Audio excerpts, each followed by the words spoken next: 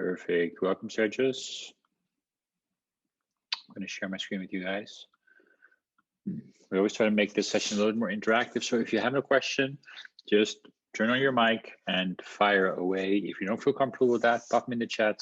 I'll have that box open as well. So I'm going to talk a little bit more about how to win in the current housing market. My name is Kimo. I'm from founder of Expat Housing Network, half Dutch, half Caribbean. And I'm a proud father of a daughter who just turned 5 actually the other day, and who thinks she's 16. So that's always good fun. Bought my own home about 5 years ago and wasn't in the business back then. We weren't helping people with actually securing a home back then. So it took me a while to get my offer accepted. 7 offers rejected before I got my final offer accepted. Well, had I known then what I know now, things would look a lot different.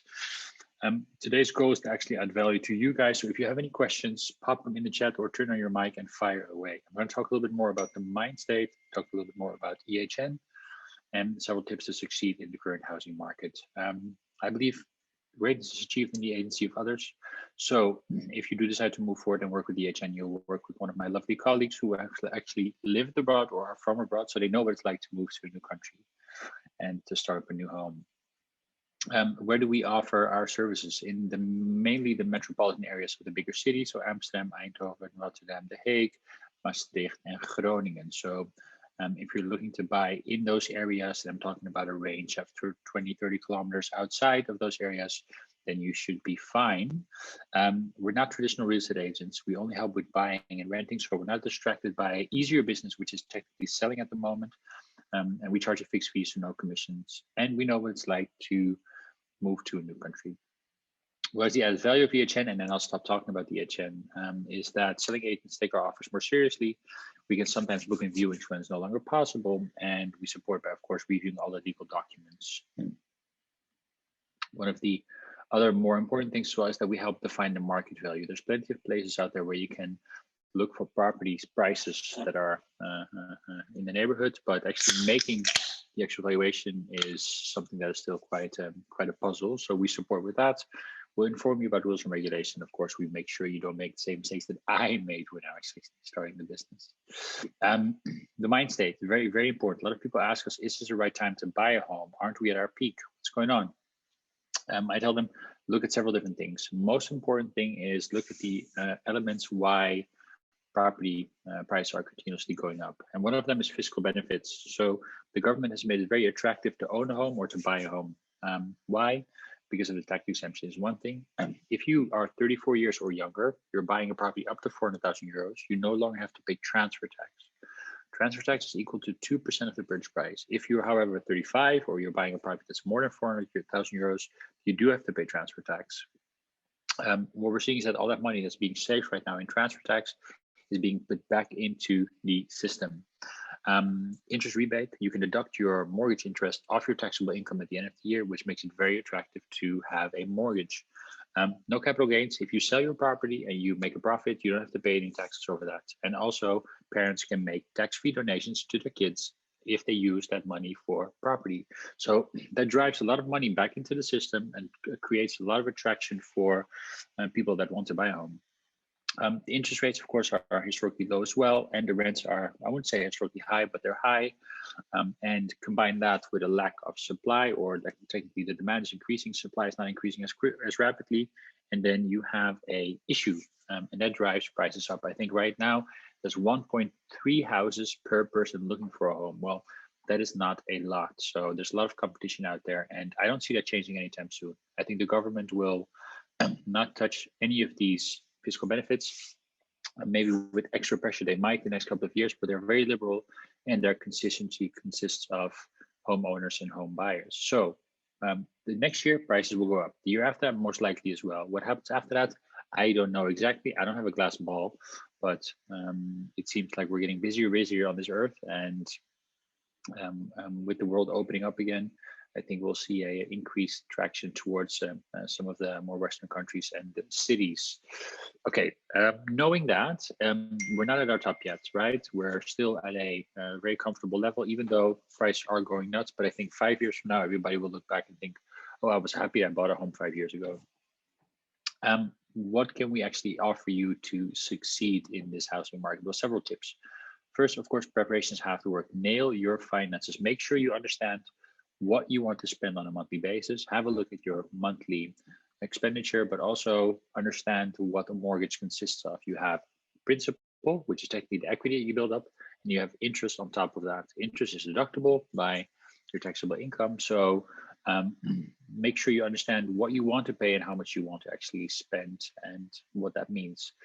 Get support from an independent broker. A lot of you will probably have gone to the bank. I would advise you to also go to a mortgage broker. Why? Because of course they'll tell you what the maxes you can borrow, and they're a little bit more committed to actually getting you that mortgage than a bank is. Why?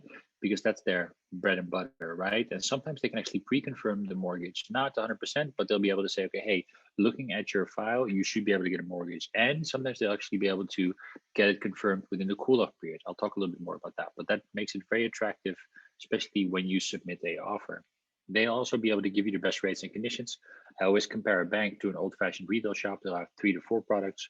Mortgage broker has 30 to 40 mortgage products. So the mortgage broker is kind of like more your personal shopper, stylist. They don't care what you buy as long as you're happy with it. You know what you're buying and you look good in it. No, you have to spend on purchase fees. Like I mentioned, if you're 34 years or younger, buying up to 400K, you don't have to pay transfer tax. But the other fees like the notary, agent, interpreter, appraiser, combined, they cost around 3% of the purchase price. If you do have to pay transfer tax, you have the 3% and you have the 2% on top. So that's 5% of the purchase price. So make sure you understand that you need that in savings. Also, in the current market, a lot of people are offering over the market value, so more than what you actually get from your bank.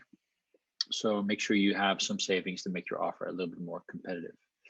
Second is the fundamentals. I'll breeze through this one because some people might actually know already about this, some might not. Some tips actually for make sure you get your search on par. Save the search and get newsletters sent to you with new properties. Check on dates, not on relevance, and check on availability, of course. Once you're in the property, here you see the status. This is, of course, the asking price. This one is key, right? Make sure that you book in something directly via the website at all times. Of course, you can still call them, but once you do this, you're in their system. So if it's a weekend and you can only call them on Monday, most likely you'll be too late because they'll first go over their system. Then also look for properties about 15 to 20% below your budget cap. Why? Because most properties are on the market for less than a market value. So this is the asking price. Market value is this. And then most people offer a little bit more. We'll go into details in a few. When you start comparing properties, look at property prices per square meter. Don't look at overall price. Also, look at the service fees. This is if you have a property that's part of an owner association. Owner association has a responsibility to maintain the building, public areas, take down insurance, and every owner in that building has to pay in their fund to make sure that that happens. The average amount is about €1.30 to €1.70 or €2 per square meter. Look at this property, it's 50 square meters. You're paying €1 or 66 euros. This is a little bit more than €1.30. That's a good amount. Let's say this amount would be 40 euros, then something's up, right? They're not saving enough money to do everything. So what happens if something breaks in the building? Then most likely they'll have to pay it out of pocket. So make sure you understand that. If this would have been 250 euros, it would have been 4 or 5 times the €5 per square meter, which is quite a lot. So why are they doing that? Maybe they're saving for something. We had it happen one case where they need to replace the foundation and they just needed to save a lot of money. Then make sure you understand what the energy label is. This might be something that you can actually boost by adding double glazing, changing the boiler. It will help you with actually adding value to your property. And make sure you understand if the property is on ground that is owned by you, by the municipality, or by a private owner. In case of the latter, steer clear from it because banks don't like to give you a mortgage on a property that's owned by a private landlord, the ground at least. Then you have some more information about the owner association. Make sure if you buy a property that's in the owner association that they have VVE savings or that they have a maintenance plan. VVE savings just means that they have amount in savings. So in case something were to happen, they can pay that. The maintenance plan means that they've thought about maintenance for the building in the next 5, 10 to 20 years. Okay, so you've nailed your financials, you know how to search, then value is important. What is it that I mean by that? So this property is on the market for 400,000 euros. Asking price, however, is what the selling agent puts the property up for. He's free to put it up for whatever he wants to. Market value is the property value based on similar properties sold in the last 6 to 12 months. This is the amount that is leading because the bank will only give you this amount. So if you know that the market value is 430 and maybe you have 20K in cash or 30K in cash, you could offer a purchase price of 460. However, a lot of people ask us, how much do I have to offer over asking price? Well, this is why I'm showing you this. Let's say this is the case, right? An agent puts it up for 400K, market value is 430K, purchase price is 460K. The difference between market value and asking price, or the difference between asking price and purchase price, is 60K, which is 15%. The difference between value and purchase price is 30K, 7.5%. Let's use the second agent, same property, but he puts it up for 380. Market value doesn't change and the purchase price also doesn't change. However, the difference between asking and purchase price is 21%. If everybody starts using this narrative, then you would be offering 484 on this property, right? Oh, but I've heard you have to offer about 20% over, even when it's not necessary. So very, very important to understand the difference between asking price, market value, and purchase price. Always focus on market value and purchase price. We'll be able to help you out with that. Let me pop some things in the chat as well. You'll also be able to find a platform here, cadastre.nl, where you can send it to everyone. Yeah, where you can actually find some of that information. So sometimes you'll find selling prices there and so on. Now you've done your due diligence, you know what the market value is. Now you're going to submit a winning offer. What is a winning offer? Good question. Offer a good price, not always the highest price. Let's look at that previous example. Maybe I've got it here. No, I don't have it here. Let's look at this example, right? So the market value is 430. You have 30K in cash, then don't go offer 480, because if the selling agent finds out you don't have enough money to pull it up, then you're not going to get your offer accepted. So offer a good price, but not always the highest price. Security to the seller is also worth something. The seller doesn't want to start the process all over again 1 or 2 months down the line. So make sure you offer the seller a sense of security that you're going to be able to move forward. How? By taking out some of the key clauses, for example. That's one thing that we consider. The finance clause is one example. So a finance clause gives you the right to pull out without, if your mortgage doesn't get approved. That means that the seller has to wait like 4 to 6 weeks after the purchase contract is signed to know if you're going to move forward or not. If they have an offer that is without finance clause, they'll most likely go for that one if it's a similar offer. What I would advise you though is never take it out without consent from your mortgage advisor, your bank, or your agent. Why? Because it's a risk if you take it out and you don't get your mortgage, because then you have to pay a fine. So be mindful of these things, but do understand where you can actually create nuances in the offer to make it more attractive for the seller. The same thing when it comes to hassle. If the seller wants to move out the 1st of February, don't ask him to move out the 1st of January, right? It's a lot of hassle for him. He has to find temporary accommodation, move out, store stuff, find new place, and move into his new home with his new stuff a month thereafter. So try and cater a little bit towards the selling party. Find out why they're leaving, what their current status is, when they're leaving, and so on. Let's say if they're going through a divorce, then you might also want to consider maybe making the deal a little bit sweeter by, I don't know, buying the furniture or stuff like that. So understand what you can do to make your offer more attractive. Last but not least, offer a personal touch. Share a little bit more about yourself, especially if you're competing with, for example, an investor who wants to just buy it and rent it out. If you have similar offers and your offer has a more personal touch, then most likely a seller who has an emotional connection with this property will likely sell to you. Last point, due diligence. Plan your due diligence as well. The technical inspector is someone who comes in to inspect the property and to help you understand if you need to renovate it, if there's anything that needs urgent attention or not. She'll do a great job pointing out things that you might overlook, that we might overlook because we're not experts when it comes to that. The appraiser comes in to actually define the market value. We give you a range. The appraiser is actually mandatory by the bank. The bank doesn't allow for the selling agent or the buying agent to create the final value. So the appraiser has to come in, do his work, take photos. The majority of his work is back in the office, and then he has to run this report past a independent institute. They check if you play by the rules, and then he can actually forward this report to the bank. My question to you guys, do you book these guys before or after your offer is accepted? Maybe pop your answer in the chat or speak them out loud, whatever you want. Do you book the technical inspector and appraiser in before or after your offer is accepted?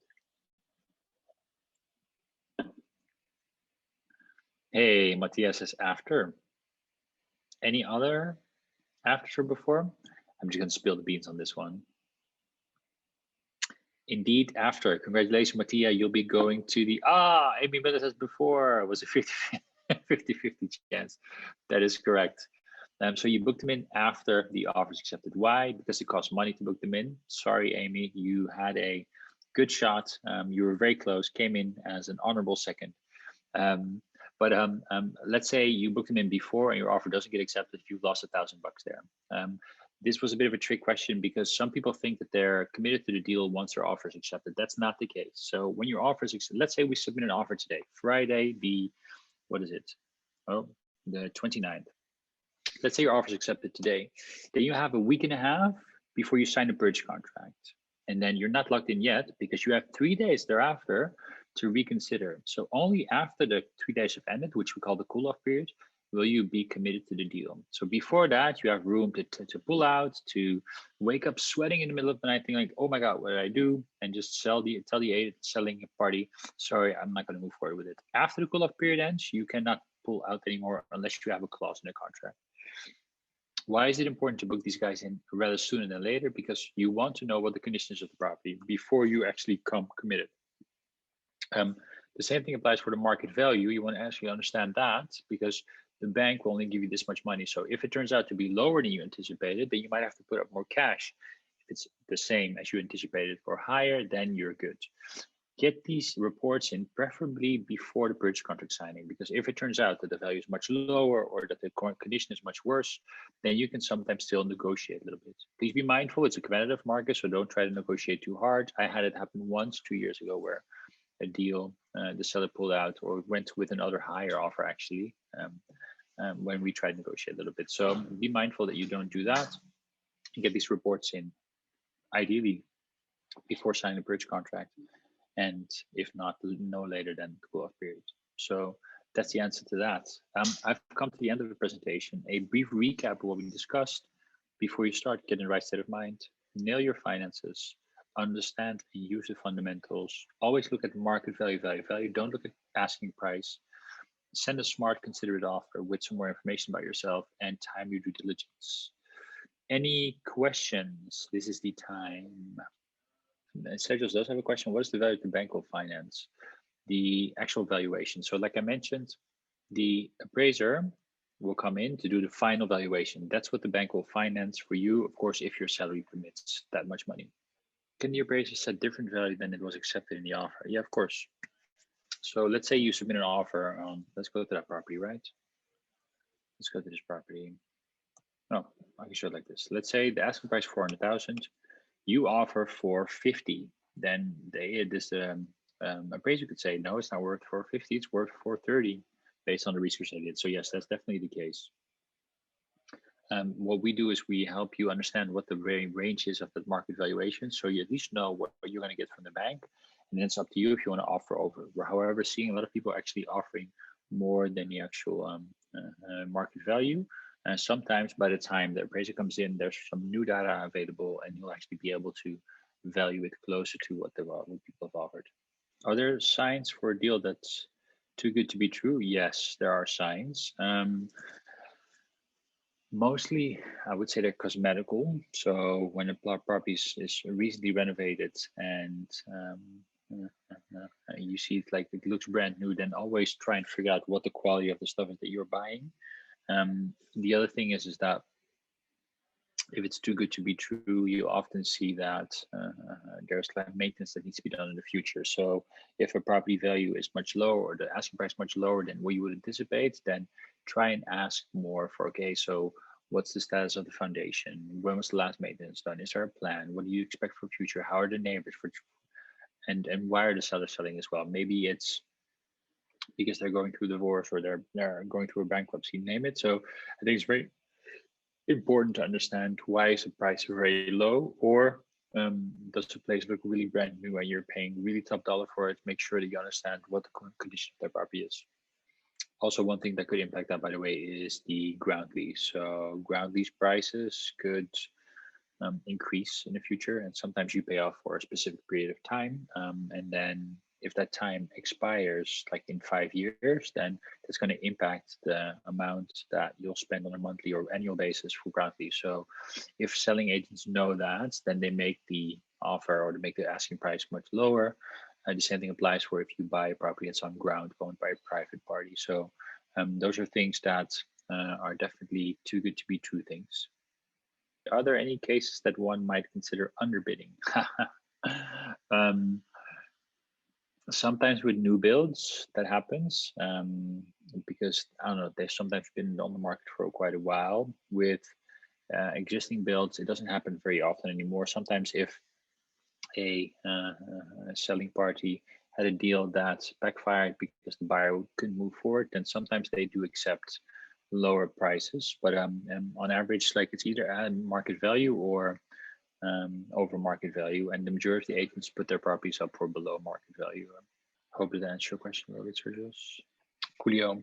Then I'm going to leave you at that. Have a lovely end of your week, Friday, and weekend ahead, of course. In case you are curious to get support from our end, click on the link on the website. You can book in a free intake, no strings attached, and you'll get more information about the process and can answer or ask any question that you have.